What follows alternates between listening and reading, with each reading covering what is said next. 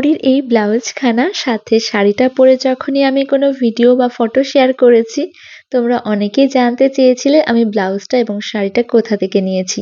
বলতে গেলে এক প্রকার নিজেই আমি ব্লাউজটা ডিজাইন করেছিলাম, যার জন্য আমি মিশো থেকে বেশ কয়েকটা কড়ি অর্ডার করেছিলাম এবং ব্লাউজের পেছনের দিকটায় দুটো চওড়া ফিতে মতো রেখেছিলাম এই কড়িগুলো অ্যাড করবার জন্য। এই সেম ব্লাউজটাই যদি আমি কোনো ডিজাইনার বা কোনো বুটিক থেকে অর্ডার করতাম তাহলে হয়তো আমার ১,৫০০ থেকে ২,০০০ টাকা লাগতো। তবে খানিকটা সময় সাথে কিছুটা বুদ্ধি খরচ করেই কিন্তু মাত্র ৫০০ টাকাতেই আমি ব্লাউজটা বানিয়ে ফেলতে পেরেছিলাম। ব্লাউজের মেটেরিয়াল হিসাবে আমি স্যাটিন কটন ইউজ করেছিলাম এবং যতদূর মনে পড়ছে ৯০ সেন্টিমিটার মতো কাপড় লেগেছিল। এবং ভিডিওতে তোমরা যেমনটা দেখতে পাচ্ছ একটু সুই এবং সুতো থাকলেই কিন্তু খুব সহজেই কড়িগুলো লাগিয়ে ফেলা যাবে।